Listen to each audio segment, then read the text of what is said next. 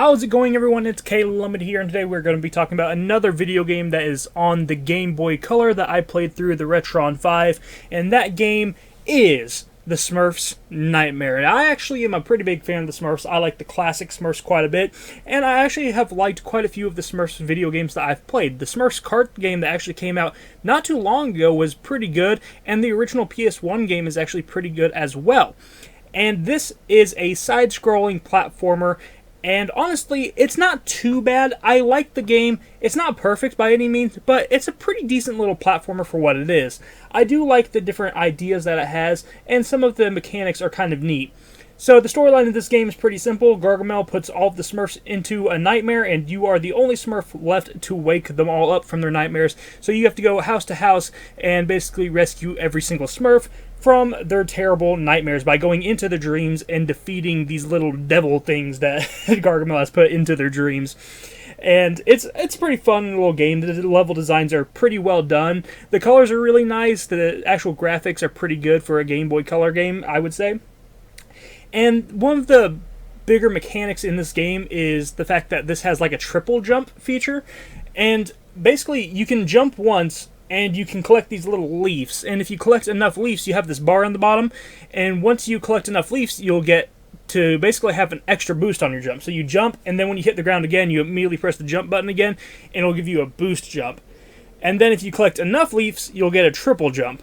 And when you do that, it's another one of those things where you press the jump button, you have to land on your feet, press the jump button again, and you'll go a little bit higher, then you have to land on your feet again, then you press the jump button again a third time, and that will get you the highest height you can go. So it's a little bit different in that way. I'm not sure if there's, like, what other type of games have done this. I don't know. I feel like DuckTales does something similar, but I haven't played DuckTales. I've only watched it been played, so it's kind of hard to describe other than just the way I just did. So hopefully that was good enough. But overall, I think it's an interesting mechanic, and it works out pretty well because it makes sure that you have to go collect these leaves to be able to progress in some of the levels. And these levels are pretty big as well, and you really want to make sure, this is something that I think that you should really do. I personally think that you should probably play this on something that has save states, because a lot of these levels you don't really want to replay from the beginning, and there's no like checkpoints or anything in this, so if you die, you go all the way back to the beginning of the level. And some of these levels are pretty long, and you probably don't want to play through the entire level again, so I do recommend playing this on something that has save states just to make life a little bit easier for you. I definitely use save states in this, and I don't regret it one bit, because, you know, I wanted to use the password system, and then the levels just got longer and longer, and it got to the point where I was just like, okay, well, now, at this point, and they actually stopped giving me passwords at one point, which I don't know what was up with that, but at a certain point I was just like, okay, I'm using save states, because it's just, you know, it's easier to do that. It's easier than, you know, trying to find my way all the way back to where I was in the level, and just, it felt like I was just repeating the same thing over and over again. So I recommend using save states on this game. That way you don't have to replay from the beginning of the level. And I will say, one of the things that's kind of odd about this game is that I don't want to say it's, you know, Metroidvania style or anything like that, but it does have a lot of exploration that you have to do, because you have to explore these levels fully, and you have to find these little switches that are hidden around. And these switches basically will unlock certain parts of the map that you need to unlock to be able to go forward. So it does have some exploration. It does have some Metroidvania elements in it, which is kind of interesting.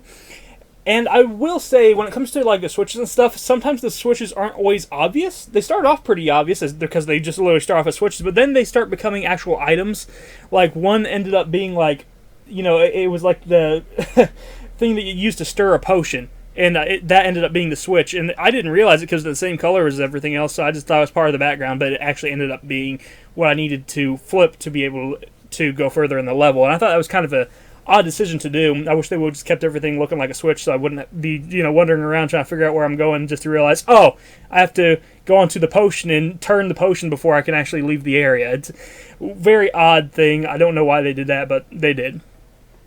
I do like the music in this game quite a bit. The music is really nice, that chiptune style that they have going on. Really good. I like that. And the gameplay, I never had any problems with the gameplay itself. It played very smooth, and I didn't have any issues or glitches or anything like that. The only other thing I can really say is that the hitboxes weren't great. Sometimes the hitboxes felt a little bit off, especially when you're using some of the abilities, because you can pick up like some flying abilities, and you can pick up like bubble abilities and stuff. And I noticed when I was in the flying ability, even though my character would be like horizontal, the hitbox would still be his regular like standing vertical position. So if I was going over an enemy, if I was too low, even though I wasn't touching the enemy, it would still register it as a hit, just because if my character was standing straight up, that's where he would have been. And I wasn't a big fan of that either. The hitboxes were definitely a little bit off. I don't think that this is a bad game, though. I didn't pay much for it. I think this game was like probably $10 or something like that. So it's not an expensive game. It's not a game that you should probably rush out and get, but if you're a fan of the Smurfs, you may want to try it out. But overall, I just think that it's an okay platforming game. It has some good things going for it, has some bad things just on the later levels. I think the early levels are a lot of fun, but the later levels just kind of drag out a little bit too long for my taste. But, you know, it has some cool ideas. I do think it has some cool ideas, and I do like the little boss battles at the end of the level. Unfortunately, all the boss battles are pretty much exactly the same. It's just hopping on the head of the enemy, and it's almost the same enemy in every single level. It's just one of these little devil Smurfs. So, not really much going on in terms of boss fights. They all look pretty much the same, so they could have done something different than that, but it is what it is. Overall, like I said, it's not bad for a $10 game, so if you want to try something else and you want to add a game to your Game Boy collection and you're a fan of these 2D platformer games, then maybe give this one a shot. It's not a terrible game, it's just not a fantastic game either. I'll talk to you in the next video. You have a wonderful day. Bye-bye.